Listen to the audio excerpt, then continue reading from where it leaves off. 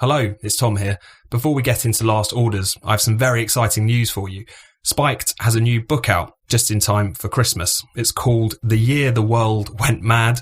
It is a collection of our best articles from the year that was 2020, and it is utterly brilliant, with contributions from Chris and myself, from Brendan O'Neill, Joanna Williams, Andrew Doyle, Fraser Myers, Julie Birchall, and more. It is your essential guide to the year of COVID, lockdown, and identitarian craziness, and it is a mere £14.99. It's the perfect Christmas gift, and all proceeds go to Spiked, so we can keep up the fight for freedom into the new year. So, if you want to secure your copy, go to spiked-online.com/book, or if you want to get one of a limited number of copies that we have, signed by Brendan O'Neill, we're giving one of those away to anyone who gives £50 or more to our Christmas fund drive while stocks last. To get your hands on one of those, when you go to spiked-online.com/book, just click on the donate option. Thank you all for your support, and now on with the show.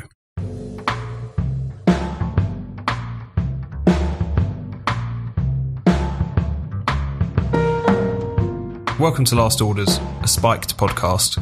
This is a show all about freedom, the nanny state and censorship, but these days we tend to spend most of our time talking about lockdown. In this episode, we discuss the COVID Christmas break, Boris Johnson's Green Reset, and the war on junk food.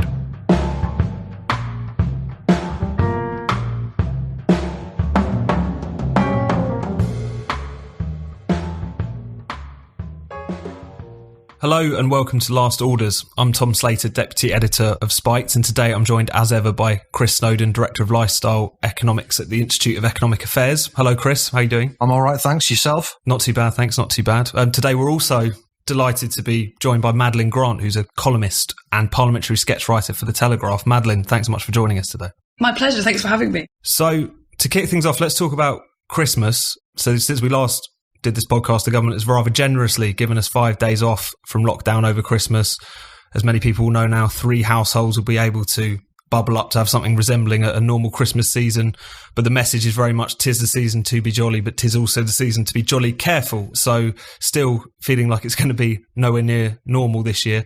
And of course, we've got the usual suspects coming out and saying this is a mad risk to be taking for what is effectively a roast dinner. But Chris, what's your reaction to these announcements and to everything else around it? You know, we're already hearing that these 5 days off are going to have to be paid by times 5 days more of restrictions. So is this going to be a brief reprieve and then much more hefty restrictions in the new year? Where does that come from? I mean, let's start with that piece of nonsense. So initially, someone from Sage came out and said every day of freedom equals 2 days of lockdown. And then Public Health England said, no, that's wrong, actually. It's 5 days of lockdown for every day of freedom. I mean, what does that even mean? Are they saying that the virus grows 5 times faster than it shrinks? That's the only interpretation I can make of it. And it's just like everything Sage say, it's just obviously made up. I mean, the classic example of that in the new diktats is the substantial meal thing with a drink. So they're tightening everything up pretty much, except they are quite rightly letting people have an hour of drinking up time in tier 1 and I guess tier 2. But in tier 2, and it looks like a very large part of the country is going to be covered by tier 2, including probably London, you have to have a substantial meal. And you can't go to the pub with anyone from outside your household anyway, which, as far as I'm concerned, pretty much renders the whole thing pointless. But I guess you could go with your family or your mates if you live with them and have a roast dinner. But that's about it. Why? I mean, it's so arbitrary. I thought the government's trying to clamp down on obesity. I thought that's meant to be a major risk factor for COVID. But now you have to order food. And not just a snack, but a substantial quantity of food if you want to go out drinking. It just doesn't make any sense. There's obviously no scientific justification. It doesn't deter the virus. If you've got a burger and chips, it might make it worse for all I know. It's just such nonsense. And then you've got the churches and gyms are totally exempt, even in tier 3. In tier 3 is more or less total lockdown, pretty much. But you can still go to the church, which is probably, I've got nothing against them as such. I don't necessarily think they should be closed. But most of the super spreader events I've read about have involved churches. There's a load of people, including mainly old people, knocking around, talking to each other, singing. I don't think they'll be singing at church, to be honest. I was going to church every week before lockdown came in, and you could go, but it was different. The substantial meal thing was funny as well, because I remember when that first came in what was it, Tier 3 in various places in the north, and you had like Robert Jenrick on television trying to explain what actually constituted a substantial meal, which again, I think underlines the arbitrariness of, what did he say? It was a pasty. You couldn't just have a pasty, but if you had a pasty with chips, that would qualify. So the idea of all of this is hilarious. This is going to have to all be put down in law, presumably. It's a bit like this junk food advertising ban thing. You've got to start actually putting down in legal text what you consider junk food to be, what a substantial meal is. It's all such nonsense. But I mean, to kind of get back to the original question, yes, the government moved the Overton window brilliantly. There was never any discussion about cancelling Christmas when the lockdown came in. It was going to be a lockdown, and then we were going to go back to normal. That was my understanding of it. And then about 2 weeks into lockdown, it's, well, actually, we might keep the lockdown until Easter now, but we might give you a couple of days off for Christmas. And people went, bloody hell, that's a bit harsh. And then the government went, actually, 5 days. And half the country went, oh, actually, that's a pretty good deal. People are so easily swung by this obvious spin. I mean, the 5-day bit for Christmas, it's only responding to what people are going to do anyway. Well, how many people actually were going to cocoon themselves away at Christmas? I suspect most people probably were going to do more or less what they would have done normally, maybe tone it down a little bit, meet not so many people, not have big parties, but they were never going to not meet with another household. Maddie, I want to get your thoughts on what Chris was gesturing to there, which is that we've kind of got used to these levels of restrictions. We've kind of got used to the government just announcing when we are and aren't allowed to meet our families over Christmas, and you raise the kind of civil liberties issues or just the madness of all of this stuff, and it's seen as incredibly dangerous. How do you feel like we got into this position this quickly, where the goalpost can be moved so easily and we all just have to go along with that? It's a good question, isn't it? I mean, I think a lot of it has come from fear. People are very afraid by what's happening around them, and at times of fear, there's a kind of often a rally to the flag effect where people seek the solace of authority figures. And I think a certain amount of that means just going along with whatever the latest pronouncement is and not questioning it, even when the logical inconsistencies in what's being argued are so obvious. Like Chris made the point about the substantial meal. It's asinine, it's utterly ridiculous in so many ways, but people just kind of go along with it, really. I mean, yeah, I've been a bit surprised by that. I also think that throughout the pandemic, the government's done a pretty good job of sparking these kind of mini culture wars between different groups in society. So at times they've blamed young people for being super spreaders. There's been really nasty discussions going on between people who are losing out from lockdown and the people for whom lockdown is kind of okay. So we've basically wasted a lot of energy arguing with each other, and probably that's taken attention away from looking at these restrictions and are they lawful? Have they gone through the proper protocols?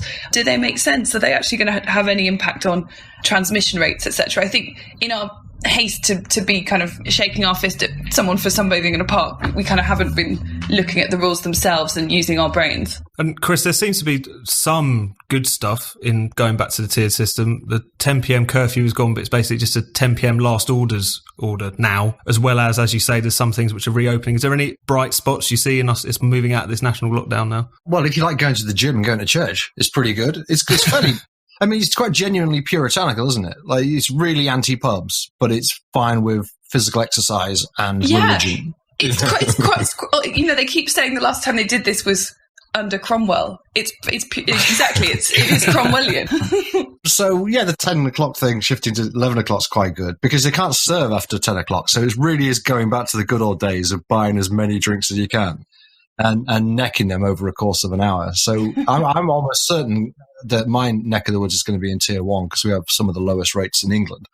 So from a purely self-interested point of view, it's fine. It's actually a slight improvement on what's gone before. But Johnson has already said a lot of places are going to go up a tier. How he knows that in advance of knowing what the infection rate is going to be on December the 2nd, God knows, but he's set on that.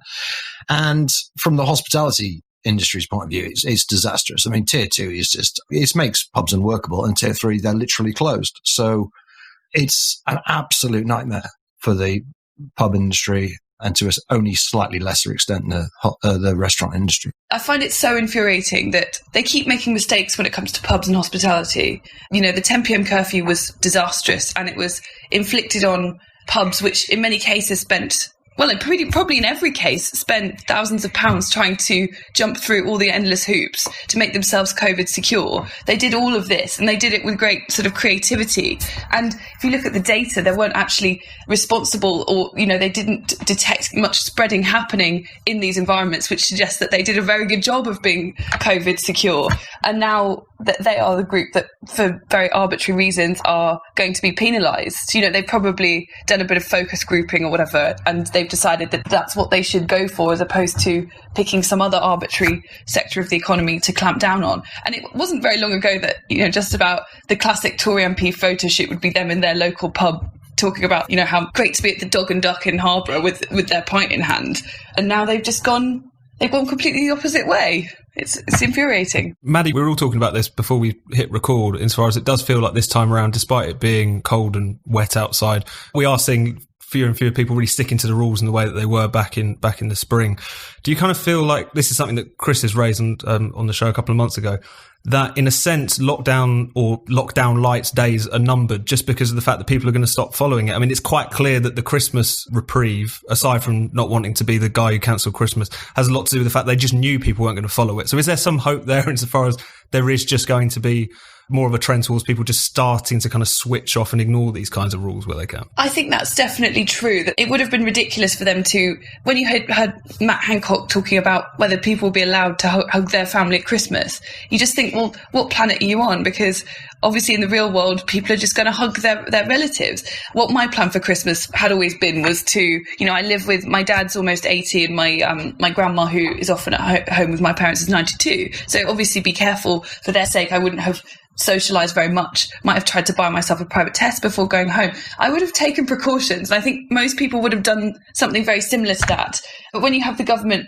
acting as if, they're going to stick a COVID marshal under every Christmas tree to ensure compliance, then you just have to think, well, I'll have some of what you've been smoking, really. So yes, it does show that they are a bit more related to the real world, has got to be a good thing. The trouble is that in practice, it still decimates swathes of the economy, even if people are in theory willing to break the rules. If in those circumstances, as Chris said, going to the pub has become a kind of joyless experience in which you have to either get a meal that you don't necessarily want, or you have to, maybe people just order like a house salad and 15 pints of Peroni, but certainly the pub is a much less fun proposition. So I'm kind of, even if people are in practice flouting the rules socially, it still has the potential to do huge damage to the economy. So it's still deeply concerning. Chris, just as we're coming to the end of lockdown 2.0, there's been a bit of an argument on Twitter in the past week about what the data suggests as far as was it justified. There's, again, indications from it seemed like the ONS and the Zoe tracker app that actually infections were kind of falling off, if not actually dropping before lockdown actually came in. I was wondering, as we're sat at this point with the data that we have, do you think it's fair to say that month-long full lockdown wasn't justified at this point? Well, I don't think we'll ever know unless the government comes clean with the hospital capacity data, and they never have, and that makes me rather suspicious. I mean, I'm assuming there that lockdown was to stop hospitals being overrun rather than for just bringing the infection rate down per se. They've never told us what the hospital capacity figures were, even in the Northwest, which was the area of greatest concern. Certainly, infections were falling in the Northwest. They were falling a lot in Manchester and Liverpool, which were the big hotspots. So that certainly suggests that even Tier 2 was sufficient to bring rates down. Whether they were falling nationally, it's more of a moot point. My view is that they were certainly flattening, and indeed had flattened before the government announced lockdown 2. The Zoe symptom tracker does show the rate was falling beforehand. The ONS sort of random survey certainly suggests it was flat, possibly falling. The positive test data is a bit more muddy, but positive tests only take place about a week after the infection took place. I suspect what happened was that the rates were basically flat, and then because the government announced essentially a 5-day closing down sale by announcing on October the 31st that we were going to lock down on November the 5th, they then encouraged a whole load of socialising that led to a little increase in infections. I think that's probably what happened. I wouldn't be too confident in saying that rates were falling in England, beforehand and it was all going to be fine. I dare say there will be people in the next few weeks and months who go, oh God, we hit herd immunity. It was going down anyway. I don't believe that. I think at best it was probably going to stay fairly flat.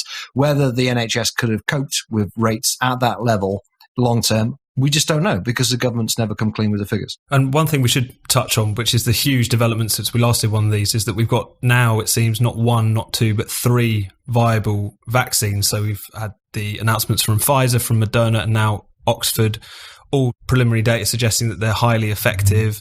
The arrival of the Oxford vaccine particularly good for the UK, not just because we've got a lot of it on order, but also a lot more straightforward in relation to administering it to people. And this week we even heard Chris Whitty being quite optimistic about things getting back to normal around springtime, which is quite surprising. So Madeline, you first, what have you made of the vaccines announcement? Do you think this is the big breakthrough? Is this our path out of this now, do you feel? I think so, yes. I think, unlike most people on Twitter, I don't claim to be some epidemiology expert, but it certainly does look that way. And it was extraordinary to think that the expert opinion that I'd been reading up on a bit before the vaccines were announced, it was much less optimistic than what we've ended up with. You know, people were saying at best it will get sort of, you know, they might be 70% effective or 50%, and then suddenly it's a bit like, you know, vaccines are like buses. You wait ages for one and then 3 come along at once. And the Oxford vaccine is particularly exciting because, as you said, it doesn't need to be transported and kept at such a low temperature. So it bodes very well for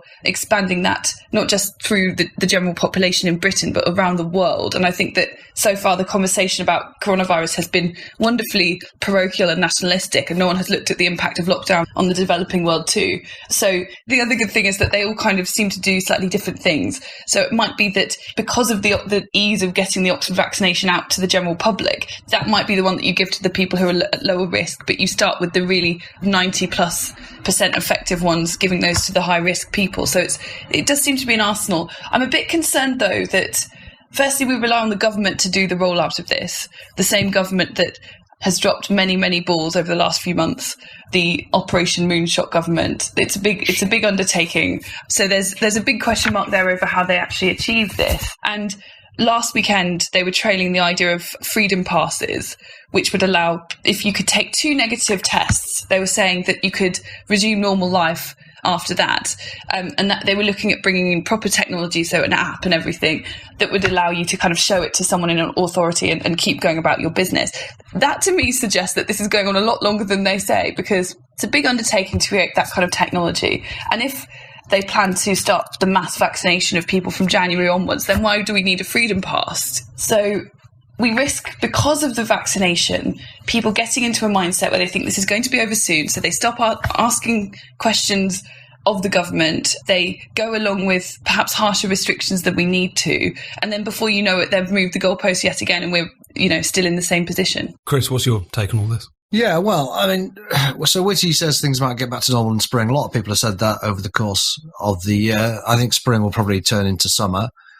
And there's sort of some cost element to this. You know, I think if Johnson had said back in March that we are going to be under some form of lockdown, we will have civil liberties restrictions of which you can't even imagine yet, for at least the next year, for a disease that kills 0.5% of the people who get it, and hardly anyone under the age of 60, I don't think people would have gone along with it. You know, I really don't. And we're going along with it now because we're so far into it. We've gone this far, and spring is, well, it's still 4 or 5 months away, but it's closer than it was back in March, you know? So I'm not actually very impressed with the Oxford vaccine. I'm not very impressed with the fact that they spun it, like pharmaceutical companies will tend to do with these things, and said, oh, actually, if you give a lower dose and a higher dose, then it's up to 90% effective. Up to is always weasel words in these things. And it turns out that they only found that out because they accidentally gave people too little of the vaccine in the first place. And the numbers involved in these studies are really small. When you've got like 95% apparent protection, then that's pretty persuasive. But I think the numbers in the Oxford one are not particularly compelling. And people are bigging it up just because we bought 100 million doses of the thing, really. Yeah. I'm quite sure, as Maddie alludes, that we will cock up the distribution of this. It'll take ages. You have to remember, the results haven't even been published yet. All we've had are press releases. They haven't been published. It hasn't been approved. So I think we're looking months and months and months before we get anywhere near herd immunity from the vaccine. And it's a very long time of further social and economic devastation.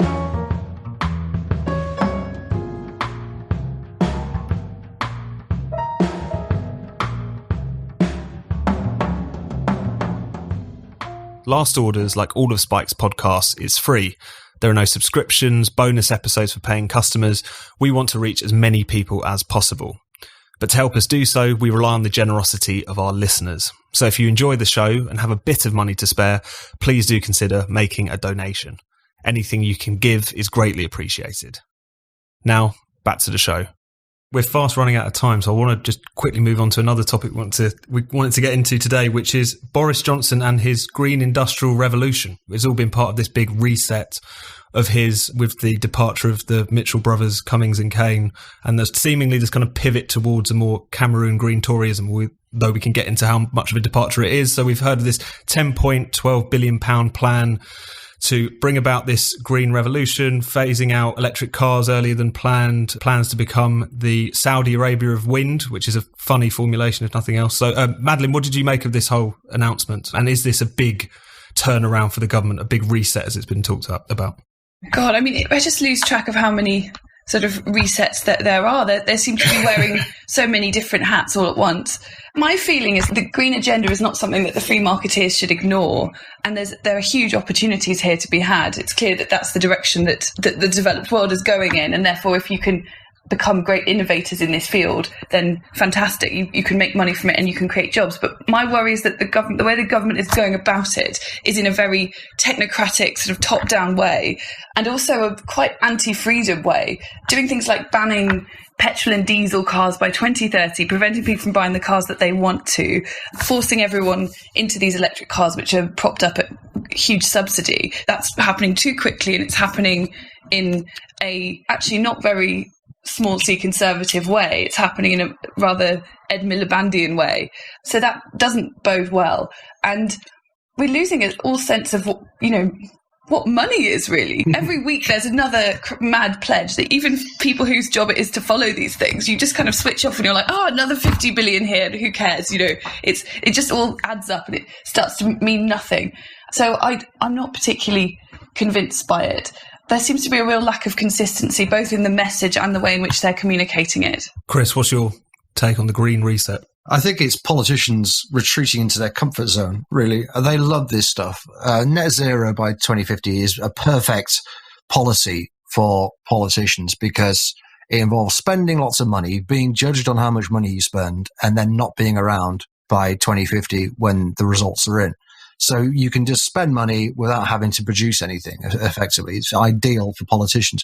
I mean, my concern is similar to Maddie's about just money no longer seems to be, it's no longer connected to taxpayers. You see people who normally fairly sensible just going, oh, it's only another few billion. It's only another few billion. We've borrowed £300 billion, I think, this year. We're going to be borrowing a lot more as things go on. And yet, all we're hearing are more spending promises. Another 16 million for the military, another 3 billion for the NHS, another whatever, 100 billion for Operation Moonshot for testing. I mean, I'm in favour of testing, obviously, but at what point does it become too expensive? And you just go, well, maybe we'll just test the people who have symptoms. Where's the cost-benefit analysis on spending £100 billion on testing? Is it worth it?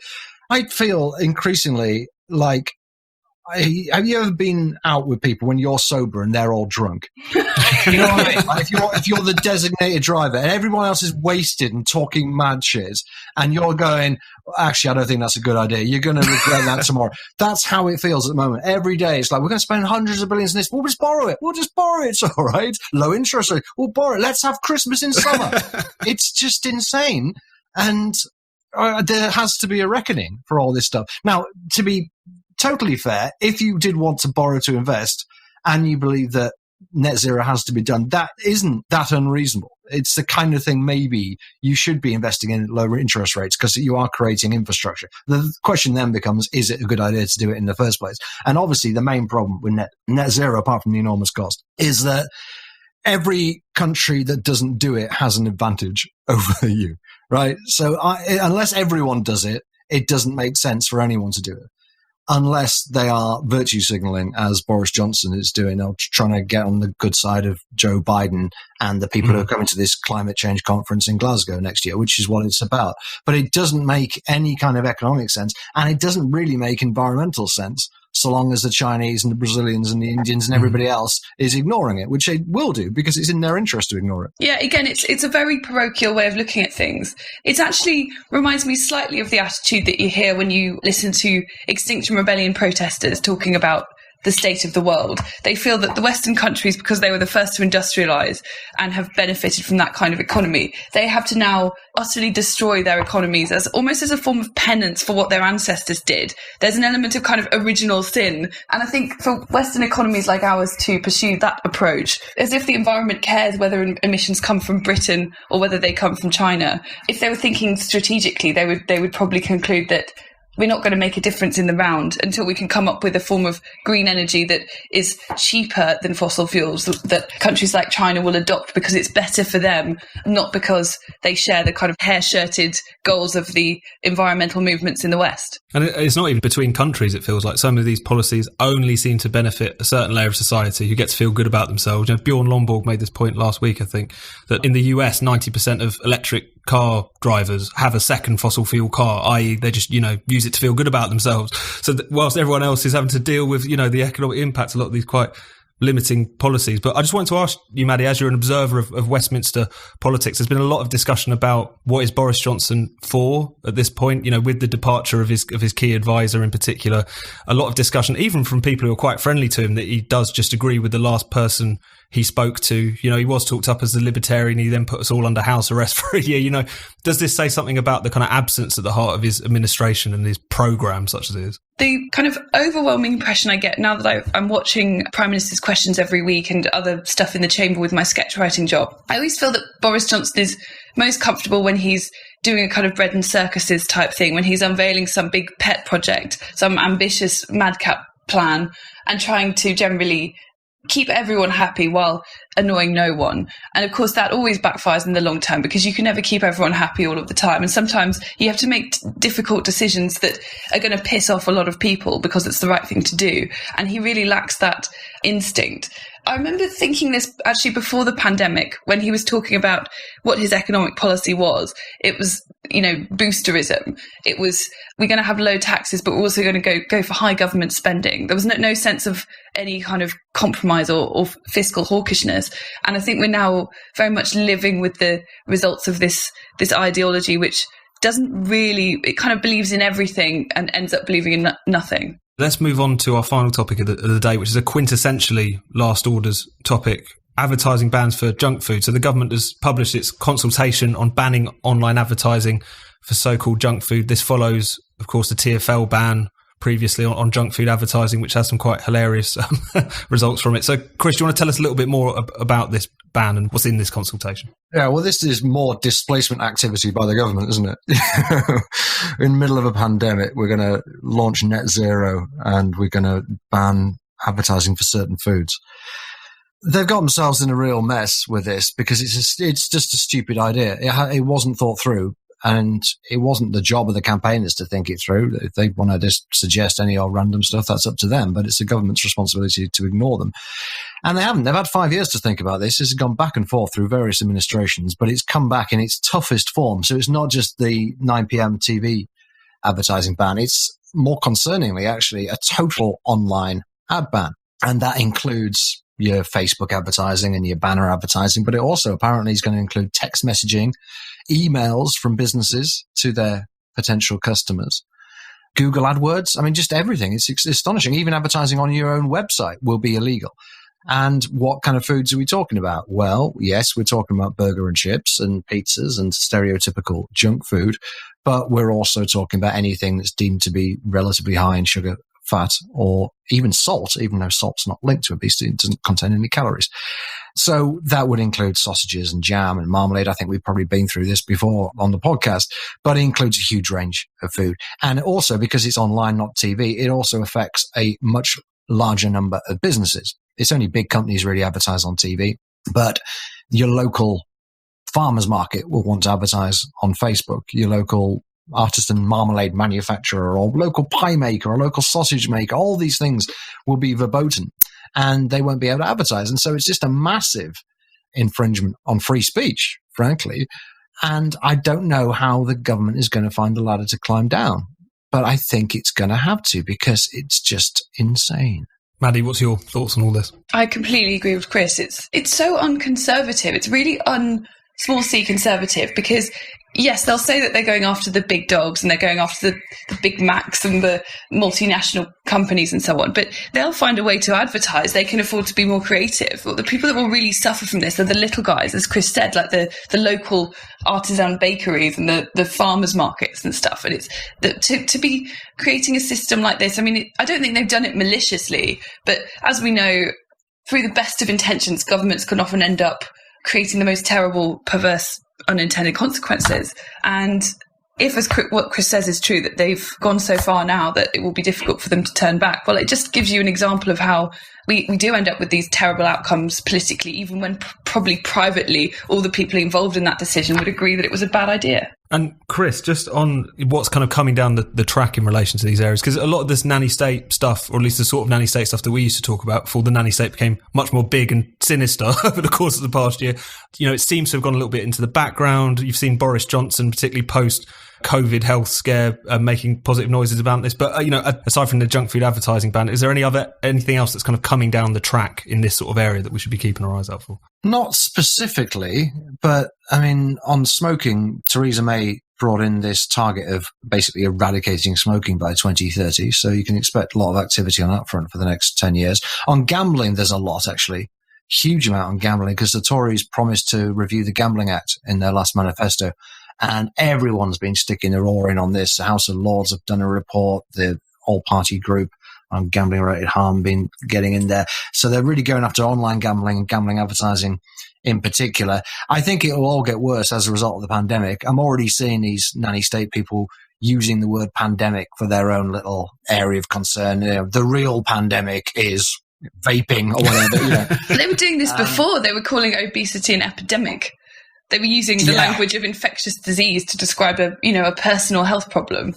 Yeah, but now they're calling it a pandemic because it has more cut through with people.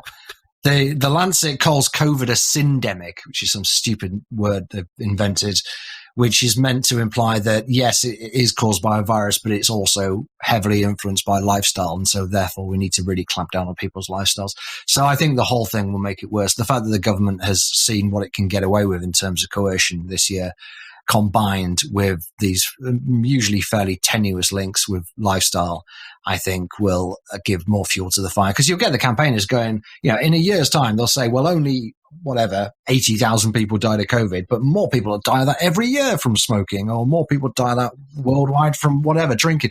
So they're the real problems. And if we lock people down just to save that number of lives, well, if we just did this, this, and this, we could save 10 times as many lives in the next decade. That kind of rhetoric I can see coming. So a typically pessimistic point to end it, but important one nonetheless. Maddie, Chris, thanks very much. Thank you. Thank you.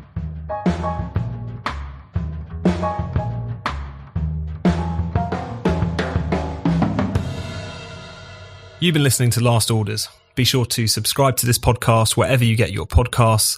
Please do take a moment to give us a rating and a review. And if you'd like to help support Spiked to keep us making this podcast and all our other podcasts, as well as our daily articles and essays, then please do consider making a donation. It's really easy to do. Just go to spiked-online.com and hit that big red donate button in the top right corner.